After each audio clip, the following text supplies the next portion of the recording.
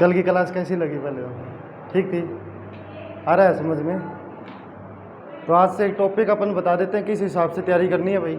जो GK portion सबसे बड़ा पोर्शन होता है, लिमिट मात्रा में मैथ लिमिट में होती है, 15-20 टॉपिक होते हैं मैथ के हो जाते हैं।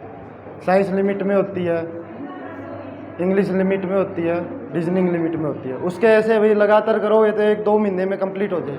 पर जीके में पोर्शन कम ज़्यादा होते हैं, टीचर कम होते हैं। तो मेरा मेन पोर्शन होगा भाई करंट अफेयर। करंट अफेयर आपके एग्ज़ाम में, हर एग्ज़ाम में कम से कम 3 या 4 नंबर की पूछी जाती है। कई कई एग्ज़ामों में ये 10 नंबर की भी हो जाती है। जैसे CGL की तैयारी करते हैं उसमें 10 नंबर तक की आती है। उसके बाद में भाई हिस्ट्री,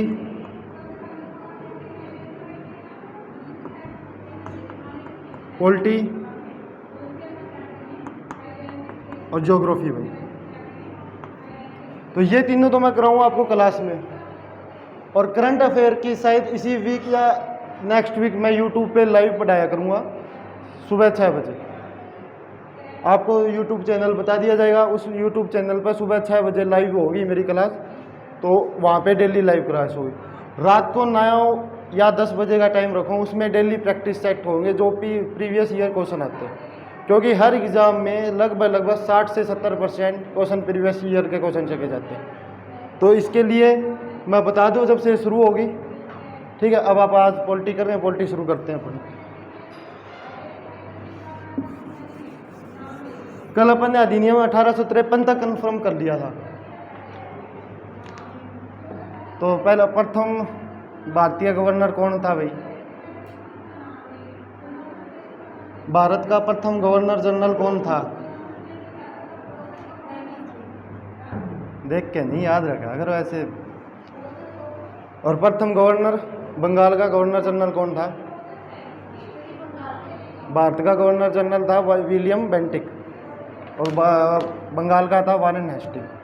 तो आज उसके बाद में शुरू करते हैं भाई। आज शुरू करते हैं 1858 के अधिनियम से। यह अधिनियम आप देख रहे हो, पीछे जितने भी अधिनियम करवाए थे 20 साल का गैप था में। 1813 फिर 1833। इसमें 5 ही साल में क्यों बनाना पड़ गया कि एक सिपाही विद्रोह हुआ था। मंगल पांडे का नाम आपने सुना होना सभी ने। तो उस टाइम ब्रिटिश सरकार ने एक बंदूक भेजी थी, जिस बंदूक का कारतूस मुंह से छोल के उसे चलाना पड़ता था। और अपने भारतीयों में यह अफवाह फैला दी गई कि यह कारतूस गाय और सुअर की चर्बी से बना हुआ है, गाय और सुअर की चर्बी से बना हुआ है। और इसी का विद्रोह करते हुए मंगल पांडे था, उसने इस चीज़ का विद्रोह कर दिया भाई। और उसने कह दिया कि हम इस रिवॉल्वर से कार्य नहीं करेंगे। और वो विद्रोह प्रथम स्वतंत्रता संग्राम था भाई अपना। पहली बार ब्रिटिश सरकार के विरुद्ध में विद्रोह हुआ था 1857 में।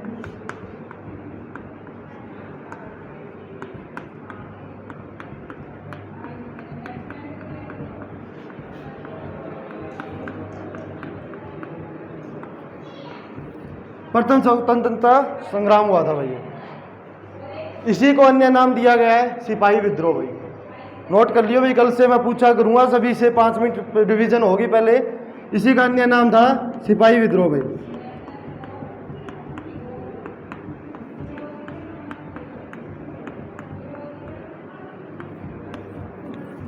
सिपाही विद्रोह क्यों था कि शुरू में विद्रोह किसने शुरू किया? मंगल पांडे, जो ब्रिटिश सरकार में एक सिपाही के तौर पे काम कर रहा था भाई। उसने विद्रोह शुरू किया। सेना ने ब्रिटिश सरकार के रूल मांगने बंद कर दिए भाई। अपना देश 1947 की बजाय इस दिन आज़ाद होना था। 10 मई 1857 को आज़ाद होना था। पर इसका कारण क्या था कि हमारा पूरा देश एक नहीं हो पाया। कहीं पे 5 मई को विद्रोह हो गया, कहीं पे 2 मई को विद्रोह हो गया, कहीं पे अप्रैल में विद्रोह हो गया। अगर एकजुट हो गया, 10 मई की तारीख धरी गई थी, उस दिन अगर विद्रोह करते तो अपना देश इसी दिन आज़ाद होना था। तो ये विद्रोह विफल रहा। विफल रहने के बाद ये बात जब विक्टोरिया महारानी, ब्रिटिश की जो महारानी थी विक्टोरिया, उसके पास पहुंची, तो उसने क्या कहा भाई कि अब सारा सिस्टम मेरे हाथ में रहेगा। ईस्ट इंडिया कंपनी से जो कंपनी मैंने भारत में भेजी थी उसको ख़त्म कर दिया जाए। तो उसके बाद में इन्होंने 1858 का अधिनियम बनाया भाई।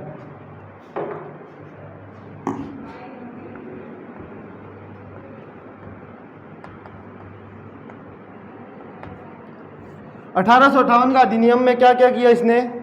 सबसे पहले तो क्या किया, विद्रोह को देखते हुए ईस्ट इंडिया कंपनी का कानून भारत में समाप्त कर दिया भाई।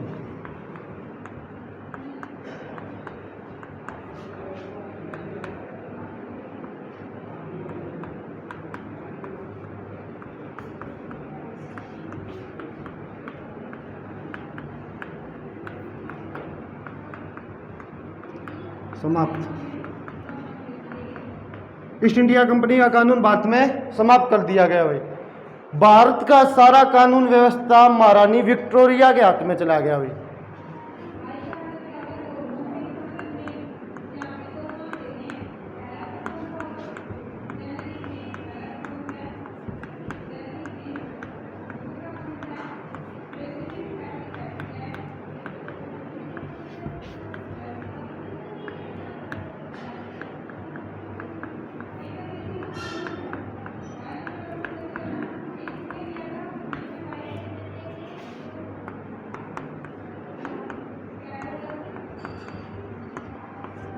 महारानी विक्टोरिया के हाथ में सारी कानून व्यवस्था चली गई।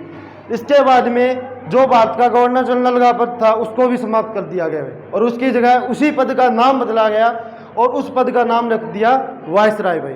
तो गवर्नर जनरल के पद को समाप्त कर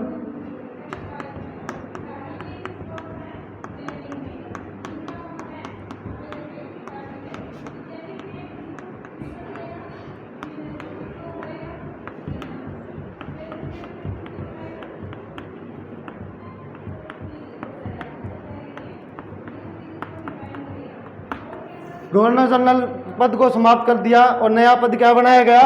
वायसराय भाई। क्या बनाया गया? तो अब क्वेश्चन यह बनता है कि भारत का प्रथम वायसराय कौन था? बताओ, भारत का प्रथम वायसराय कौन था? लॉर्ड कैनिंग, जो अंतिम गवर्नर जनरल था। क्वेश्चन घुमाने वाला यह भी घुमा सकता है कि भारत का अंतिम गवर्नर जनरल कौन था और प्रथम वायसराय कौन था। दोनों ही चीज लॉर्ड कैनिंग थी। कौन था?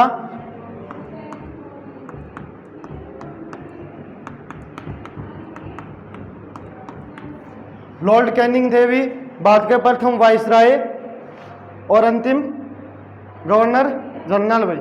ठीक है। उसके बाद में जो द्वैत शासन प्रणाली थी कि हुकूमत ब्रिटिश सरकार की और शासन कर रही थी ईस्ट इंडिया कंपनी, वो ख़त्म करके सारा सिस्टम ईस्ट इंडिया कंपनी को नाश करके महारानी विक्टोरिया के हाथ में आ गया। तो द्वैत शासन प्रणाली का अंत भाई।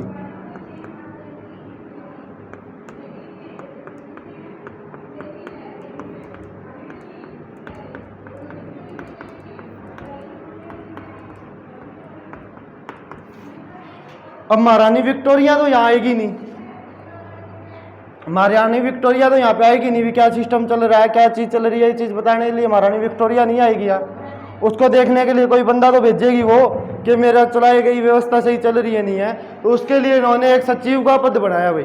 नोट कर ले, एक सचिव का पद बनाया और उसके साथ एक कमेटी भी बनाई भाई। उसके साथ एक कमेटी भी बनाई।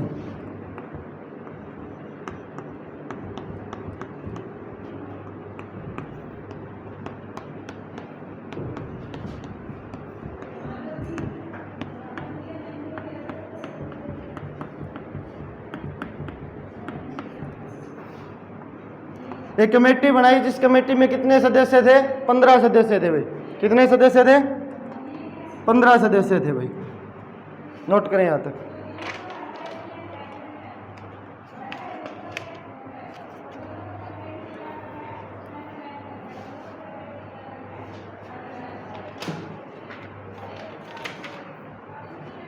कर लिया?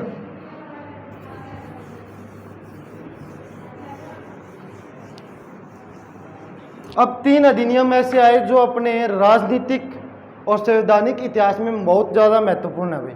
1861, 1892 और 9 वाला। 3 अधिनियम ये थे कि उनमें बहुत कुछ बदलाव हुआ। उसके बाद में जो 1919 और 1935 का आएगा वो मेन थे, उससे ही अपना संविधान बना हुआ। 70% संविधान अपना 1935 के इतिहास से लिया गया भाई। तब अपना लिखा 1861 का अधिनियम भाई।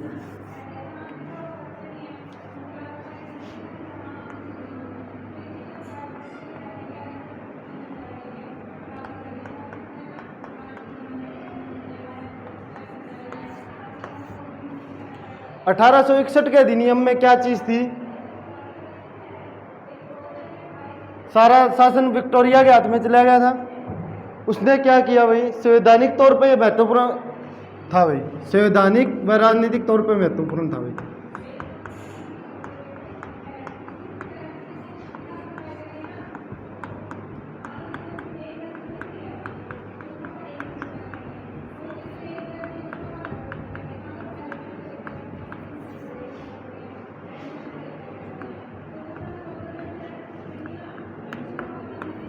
संवैधानिक व राजनीतिक तौर पर महत्वपूर्ण था भैया, ठीक है।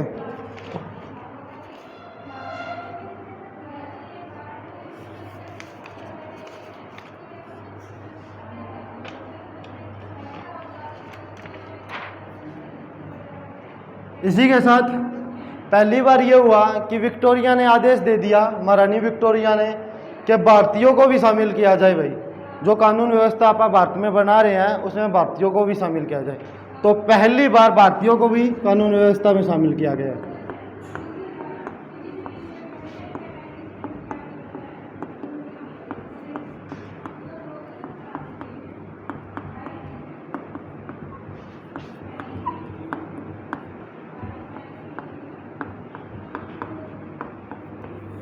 तीन भारतीयों को शामिल किया गया भाई। कौन कौन थे वो भारतीय? तो वो थे भाई पटियाला के महाराजा,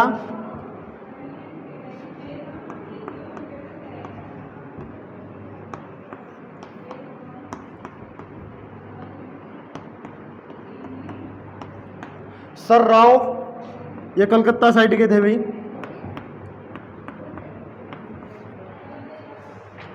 पटियाला ये महाराजा सर राव, और एक यूपी से थे भाई, बनारस के राजा भाई।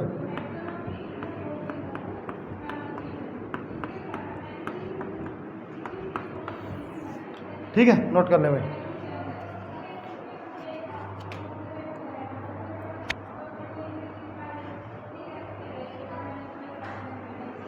जो भारतीय शासक, जो भारतीय लोग थे उनको अतिरिक्त लोग कहा जाता था भाई। ब्रिटिश राज उनको अतिरिक्त लोग कहते थे भाई।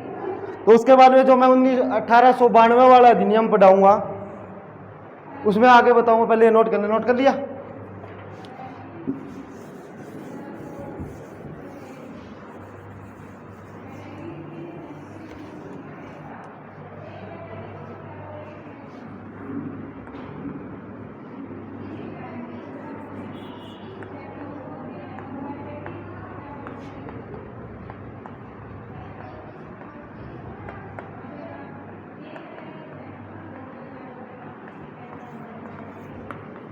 इस अधिनियम में क्या था, जो भारतीय लोग थे उनकी वृद्धि की गई।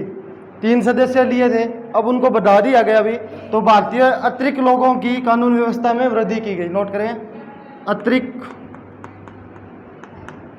अतिरिक्त को अगर आप लिखना चाहे तो भारतीय भी लिख लेना भाई। भारतीय लोगों की कानून व्यवस्था में वृद्धि की गई।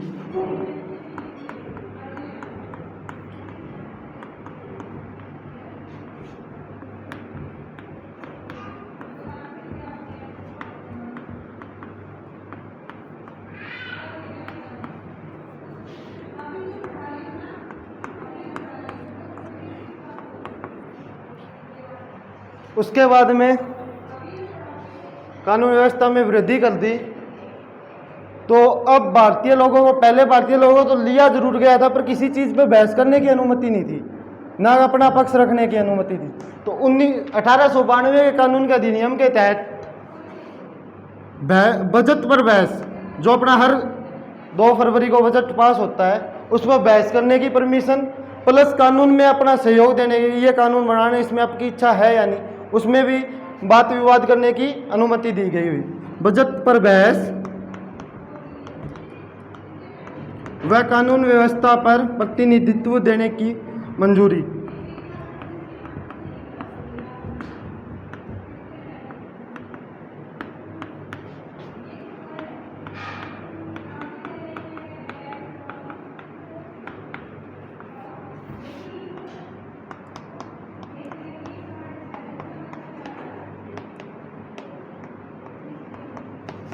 नींद तो नान लाग गई है, बता दियो नींद नान ला जाए कर, जिक्की कला शीशी होया करे, मन भी आया करती, मैं पढ़ा करता हूँ। ठीक है भाई, कि आप अब बहस भी करेंगे, जो बजट भारत के लिए लागू हुआ उस पर बहस भी होगा, और कानून व्यवस्था जो भी कानून भारतीय लोगों के लिए बने जाएगी उसमें भारतीय लोग अपना प्रतिनिधित्व भी करेंगे भाई। अब आपको मैंने कल एक क्वेश्चन का आंसर पूछा था कि संडे की छुट्टी कब से शुरू हुई थी भाई। संडे की छुट्टी कब से शुरू हुई है, मैंने कहा भी था कि घर से याद करके आना, नहीं करके आए, अच्छी बात है। 10 जून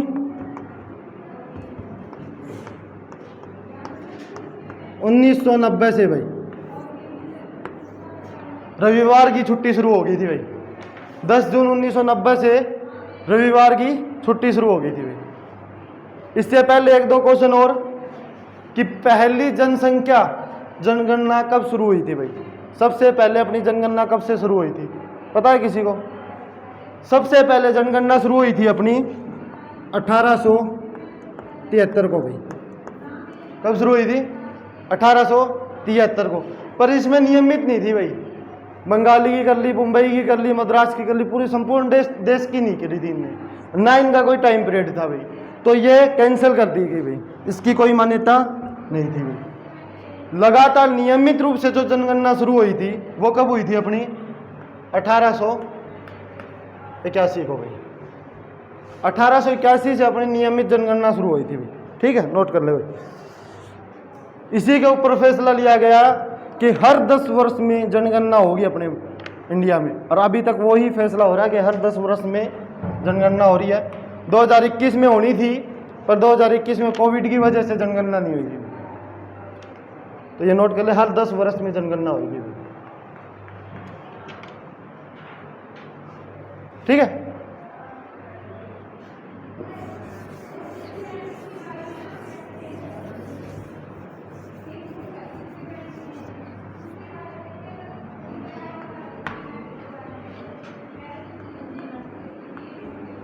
। 1909 का अधिनियम भाई।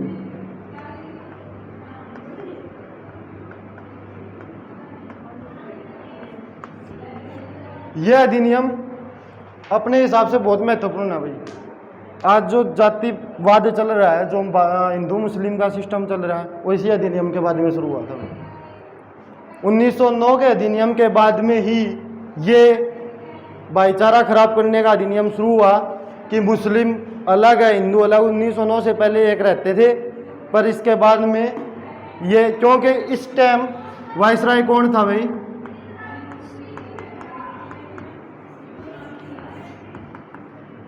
लॉर्ड मिंटो था भाई। कौन था भाई? लॉर्ड मिंटो था भाई।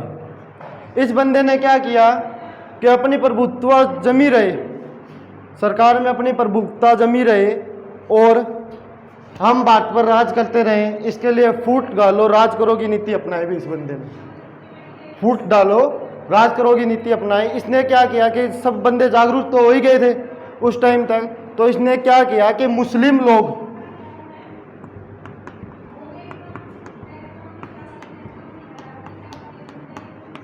लोग का जो भी बंदा चुनाव में प्रतिनिधित्व खड़ा होगा, चुनाव लड़ेगा, उसको वोट डालने का हक सिर्फ मुस्लिमों को है, हिंदू उसको वोट नहीं डालेंगे। और उसी से ये विवाद शुरू हो गया और सांप्रदायिकता का जन्म हो गया भाई। 1909 में सांप्रदायिकता ने जन्म ले लिया भाई। ठीक है, इसने जन्म लिया। इसी अधिनियम को सांप्रदायिकता अधिनियम भी कहते हैं भाई।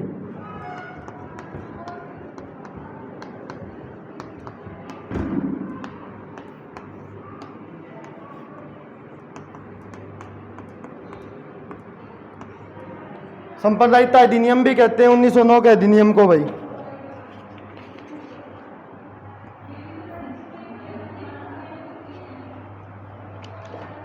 और लॉर्ड मिंटो को सांप्रदायिकता का जनक कहते हैं भाई।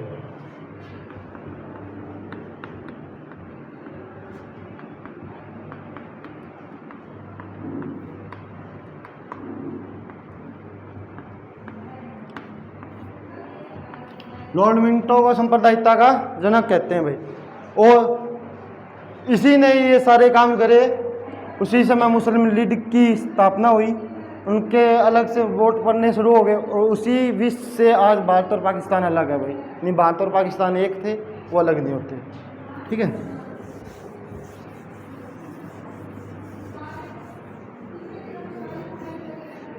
उन्नीस सौ 9 में ही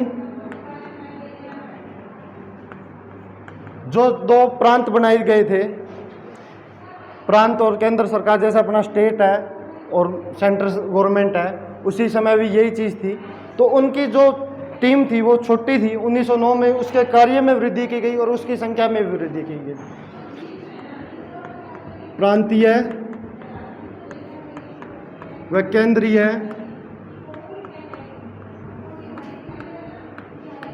परिषद की संख्या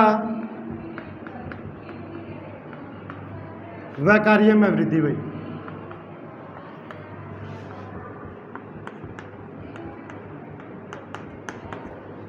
कार्य में वृद्धि हुई।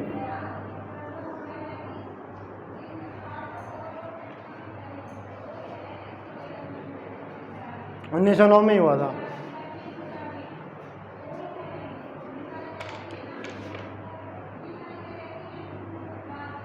कर लिया। उसी के बाद ये 1909 का ही अधिनियम है जिसमें पहली बार कोई भारतीय वायसराय के जो कमेटी थी, वायसराय की जो कमेटी थी, उसमें 6 सदस्य 7 सदस्य थे। उन सदस्यों में सारे ब्रिटेन के हुआ करते भाई। पहली बार 1909 में किसी भारतीय को शामिल किया गया भाई वायसराय कमेटी में भाई, वायसराय कार्यकारिणी कमेटी में भाई।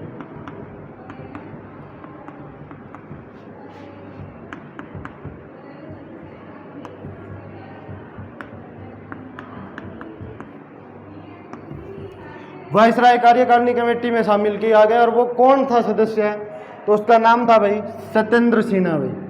क्या नाम था? सत्येंद्र सिन्हा भाई।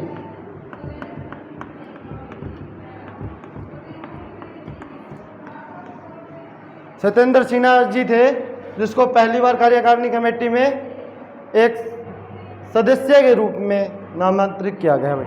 पहला सदस्य था। ये क्वेश्चन कई बार पूछ लिया गया भाई, ध्यान से नोट कर लेना।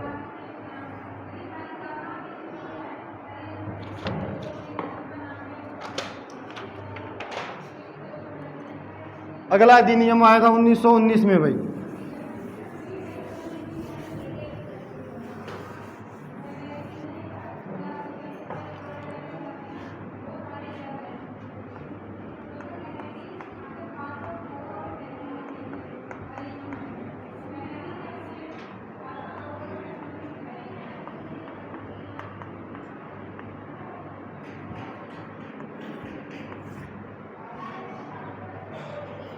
बीस जून 1917 को महारानी विक्टोरिया ने ये आदेश दे दिए थे कि भाई हम भारत में एक क्रमिक सरकार बनाकर इसे खाली कर दें, इसे स्वतंत्र कर दें भाई। 20 जून 1917 को ब्रिटेन की ओर से फैसला लिया गया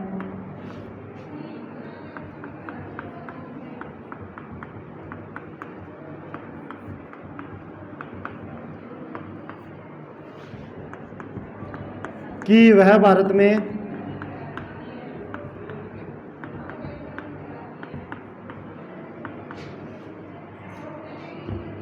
क्रमिक सरकार बनाना चाहते हैं।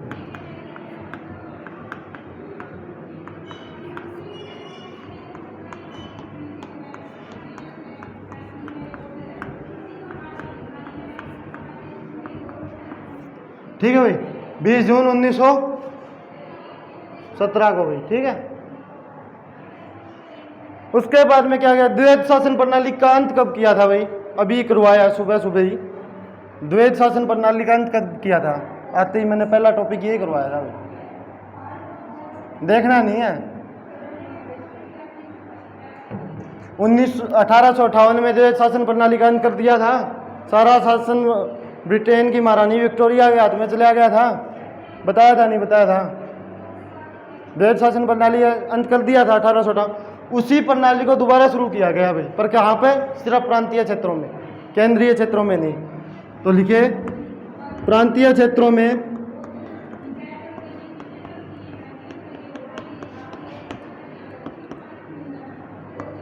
द्वैध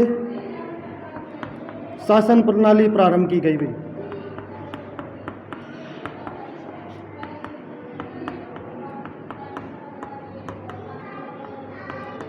ठीक है, प्रांतीय क्षेत्रों में द्वैध शासन प्रणाली का प्रारंभ किया गया भाई, ठीक है। तो अब 50-60 साल हो गए, कुछ नया होगा, पहले वाला तो नहीं रहेगा ना, हर 1 मिनट में समय बदलता है। तो इसमें क्या कुछ बदलाव किए गए भाई प्रांतीय सरकार में। जो द्वैध प्रणाली थी वो 2 हिसाब से थी, एक तो हस्तांतरिक, एक आरक्षित। हस्तांतरिक और आरक्षित भाई।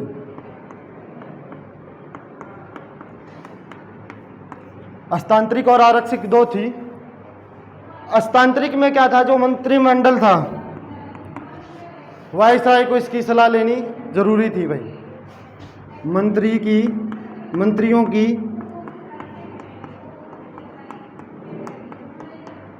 सलाह जरूरी, ठीक है भाई, मंत्रियों की सलाह जरूरी थी भाई, ठीक है। और आरक्षित था वो अपना वर्ग था भी, अपने घर के भी सलाह को नहीं लेंदे, सीधी बात है भाई। सिस्टम हो रहती कि इसका कोई मतलब को नहीं, हाँ मंत्री है पर बैठे रहे। जो कर राज्यसभा लोकसभा 2 चीज़ हुआ है। लोकसभा सांसद है वो तो कोई भी काम करेगा, उसकी पूछ होगी। और राज्यसभा सांसद है, उसकी कोई पूछ है। अपने हरियाणा में 5 राज्यसभा के सांसद है, किसी को पता है भाई कौन कौन है वो? मेरे को भी नहीं पता। 5 सीट है, पता है, मेरे को भी नहीं पता। क्यों नहीं पता, उनकी कोई पूछ ही नहीं है। तो वही बात है, मंत्रियों की सलाह जरूरी नहीं थी भाई।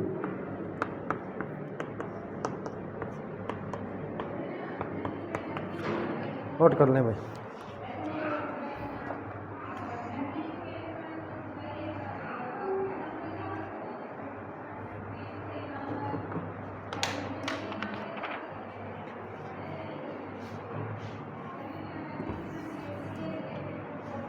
जो वाइसराय की कमेटी थी जिसमें पहला भारतीय शामिल किया गया था, क्या नाम था भी उसका?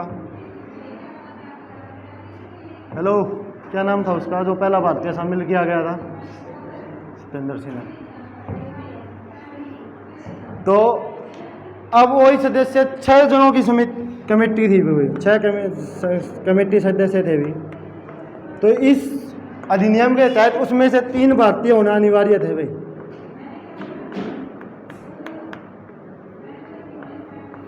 6 सदस्यों की कमेटी में 3 भारतीय होना अनिवार्य थे भाई, ठीक है, ये नोट कर ले भाई।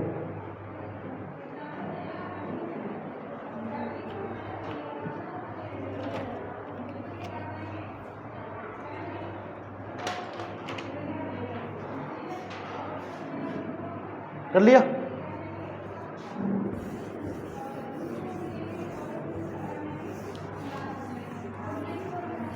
पहले 1919 से पहले बजट पूरे देश का एक ही होता था, प्रांत का बजट अलग अलग नहीं होता था। तो इस अधिनियम के आने के बाद में प्रांत और केंद्र के बजट को अलग अलग कर दिया भाई। प्रांतीय व केंद्र के बजट को अलग कर दिया गया भाई।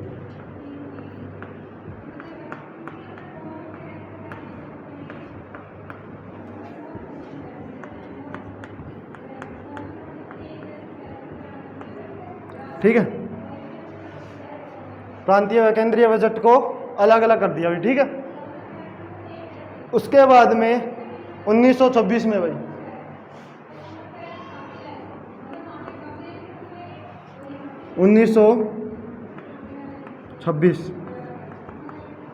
1926 में यूपीएससी, हर क्लास में एक बार जिक्र जरूर हो जाता है। 1926 में यूपीएससी के लिए एक लोक सेवा आयोग का गठन किया गया भाई।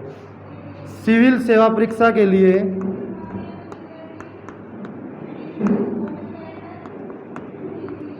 ये क्वेश्चन आते हैं भाई, सिविल सेवा परीक्षा के लिए लोक आयोग का गठन कब हुआ? 1926 में भाई।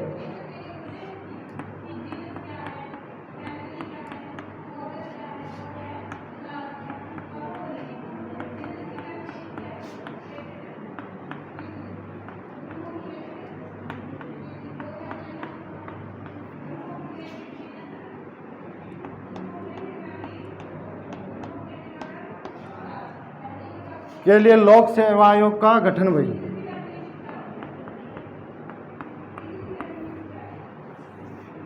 ठीक है, ये नोट कर लेना भाई और डबल स्टार लगा लेना भाई इसके ऊपर, इंपॉर्टेंट है, क्वेश्चन मिल जाएगा आपको।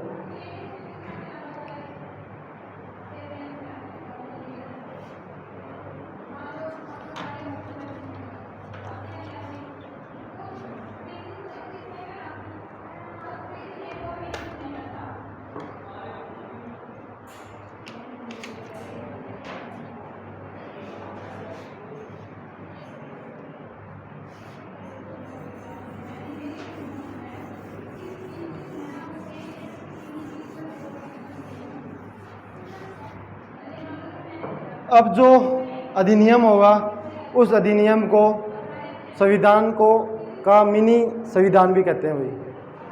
अपने संविधान का अधिकांश भाग उसी अधिनियम से लिया गया है, तो उसको इतिहास में मिनी संविधान भी कहते हैं भाई, लघु संविधान भी कहते हैं। 1935 का अधिनियम भाई।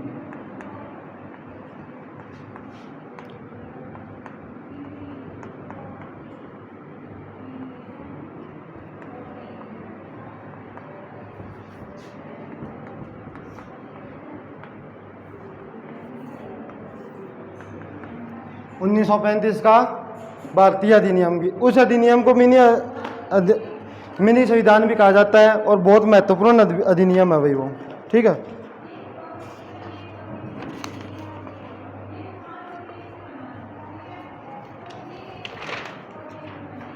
बस आज की क्लास के बारे में आप संविधान में पैर धर लेंगे भाई, फिर आपको जब आप बदली आता है मज़ा आएगा। यह इतिहास था, इतिहास की क्लास में हर कोई बंदा बोर होता है, मैं भी बोर हो रहा हूँ, पढ़ाने वाला भी बोर हो रहा है। तो इसमें क्या था, 321 धाराएं थी भाई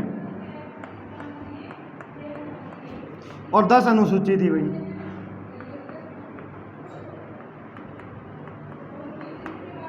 तीन 321 धाराएं और 10 अनुसूची थी भाई, और लगभग इन्हीं धाराओं के ऊपर अपना संविधान बना हुआ है भाई। ठीक है, बैंक में सारे गए होने, भारतीय रिजर्व बैंक का नाम तो सभी ने सुना होना। उसकी स्थापना किस अधिनियम के तहत हुई थी? अब कह देना इसी अधिनियम के तहत हुई थी। तो इसी अधिनियम के तहत मुद्रा की साख के लिए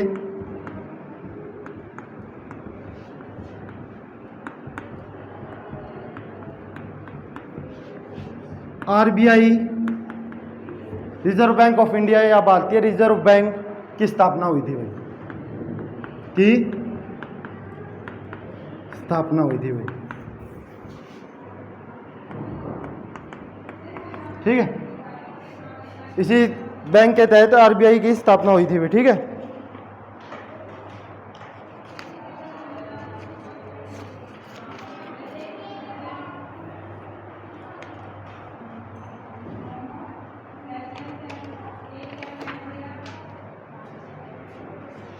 आरबीआई की स्थापना कर दी। अब केंद्रीय सरकार और प्रांतीय सरकार, दो सरकार थी अपने पास।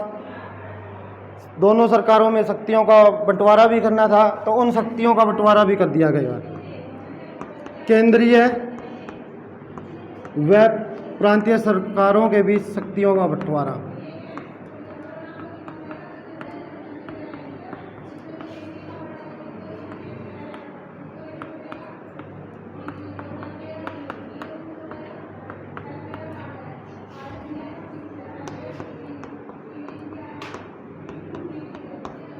ठीक है, 3 हिस्सों में इनको बांटा गया भाई। कितने हिस्सों में?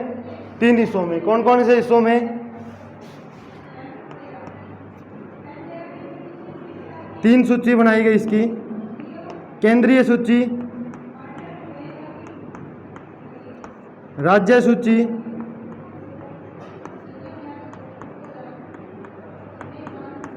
और तीसरी है भाई समवर्ती सूची। कौन सी है? समवर्ती सूची भाई। ठीक है, केंद्रीय सूची का मतलब क्या हुआ? जिस पे कानून सिर्फ केंद्र सरकार बनाएगी। अभी भी है, पहले भी थी, 1935 से लागू है, तो इसलिए कह रहा हूं मैं कि जिस पे कानून केंद्र सरकार बनाएगी। ठीक है भाई, ये है केंद्रीय सूची भाई। इसमें कुल कितने विषय दिए गए? 59 विषय दिए गए भाई। 59 विषय दिए गए भाई। ठीक है, उसके बाद में राज्य सूची, जिस पे कानून सिर्फ और सिर्फ राज्य सरकार बनाएगी भाई। इसमें कितने विषय थे? कितने विषय थे? 54 विषय थे। ठीक है, उसके बाद में समवर्ती सूची भाई। समवर्ती सूची में क्या है? केंद्र और राज्य सरकार दोनों मिलकर कानून बनाएगी, परंतु अगर बहस हो जाती है किसी कारणवश, जो केंद्र सरकार का अंतिम फैसला होगा उसे राज्य सरकार को मानना पड़ेगा। ठीक है, तो इसमें कुल कितने फैसले थे भाई? 36 में। केंद्र सरकार कानून बनाएगी, राज्य सरकार कानून बनाएगी, दोनों मिलकर कानून बनाएगी। अगर बहस हो जाती है, कोई रियल मुख्यमंत्री और वो नहीं मानना बात, तो फिर भाई केंद्र सरकार जो कहोगी ही बात बनाएगी। राज्य सरकार का कोई दबदबा नहीं है इस पर। अभी तक है ये, अभी भी है, आगे इस पर खुलकर विचार विमर्श करेंगे भाई। ठीक है,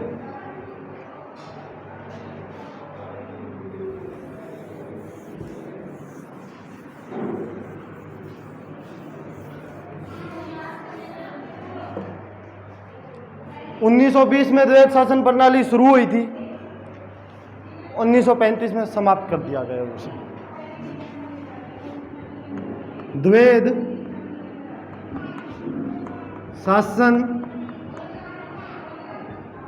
प्रणाली का अंत भाई, का अंत भाई, द्वैध शासन प्रणाली का अंत भाई। ठीक है, इसके बाद में अगला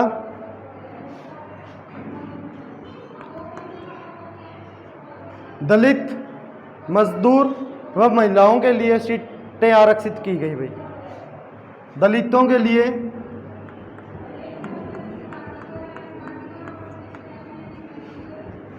मजदूरों के लिए व महिलाओं के लिए सीटों का आरक्षण।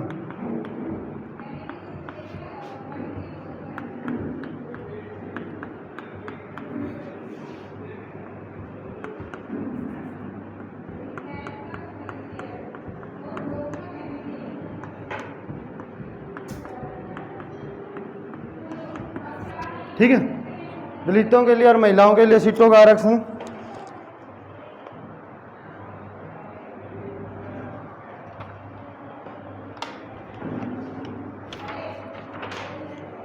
कर लिया नोट?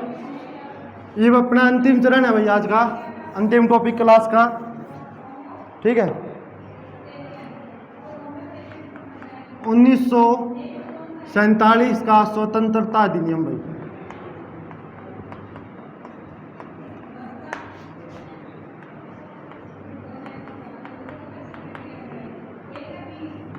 ठीक है भाई, स्वतंत्रता अधिनियम में अंतिम अपना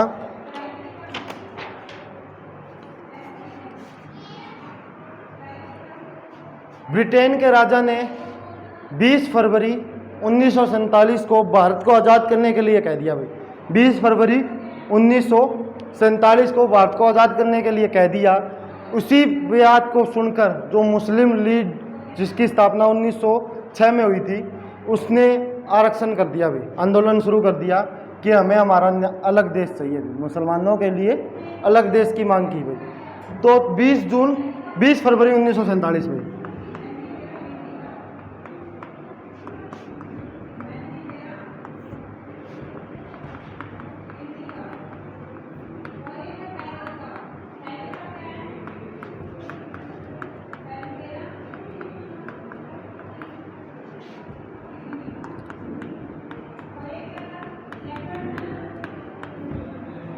20 जून 1947 को ब्रिटेन के राजा ने भारत को स्वतंत्रता की।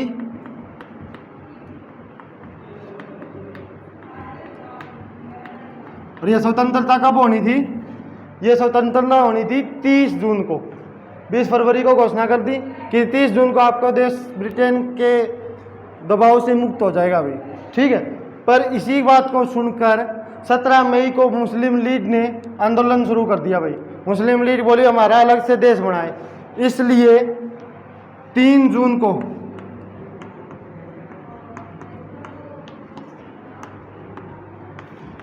जो समय का वाइसराय था भाई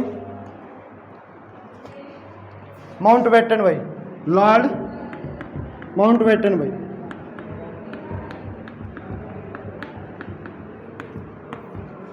तीन जून 1947 को लॉर्ड माउंटबेटन ने विभाजन की घोषणा कर दी भाई, विभाजन की घोषणा कर दी गई भाई।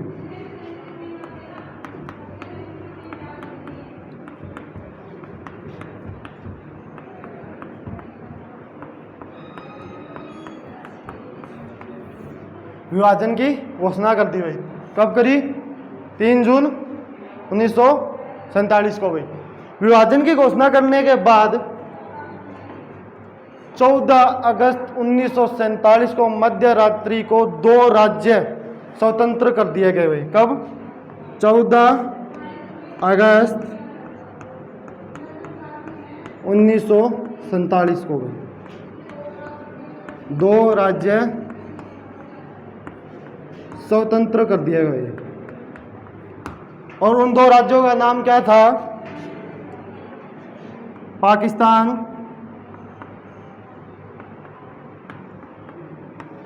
और भारत भाई, ठीक है। तो विभाजन का जनक किसे कहा जाता है? लॉर्ड माउंटबेटन को विभाजन का जनक कहा जाता है। पाकिस्तान और भारत 2 राज्य 14 अगस्त 1947 को अलग कर दिए गए। 12 बजे से पहले इसकी नींव धरी गई और 12 बजे बाद में इसकी नींव धरी गई। तो पाकिस्तान में स्वतंत्रता दिवस 14 अगस्त को मनाया जाता है भाई, ठीक है। ब्रिटेन के राजा ने यह भी कहा कि आप दोनों राज्यों को, कि आपकी मर्जी है, आप कहीं से भी संविधान, किसी भी देश का संविधान अपना सकते हैं। तो भारत ने अलग अलग जगहों से संविधान का अपनाया गया है, जिसकी क्लास हम अगली बार करेंगे। तो ब्रिटेन से मुक्त होने के बाद स्वतंत्र भारत का वाइसराय कौन था भाई?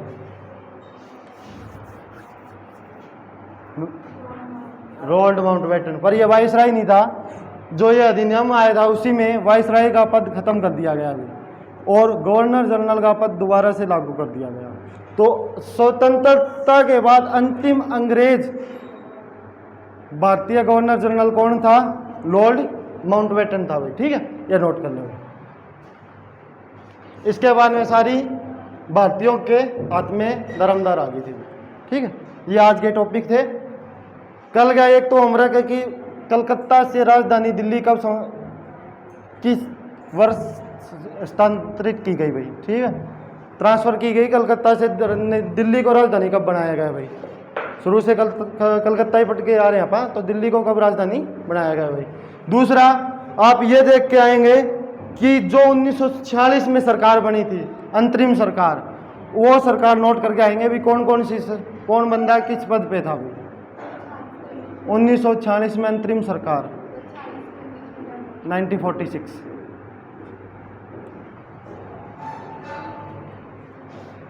जो अंतरिम सरकार बनी थी, जिसमें जवाहरलाल नेहरू को मुख्य प्रधानमंत्री का पद दिया गया था, उसमें बाकी कौन कौन से मंत्री थे भाई, ठीक है। कल अपन मंत्री के बारे में पढ़ेंगे और संविधान का गठन कैसे हुआ वो पढ़ेंगे भाई, ठीक है। मिलते हैं कल।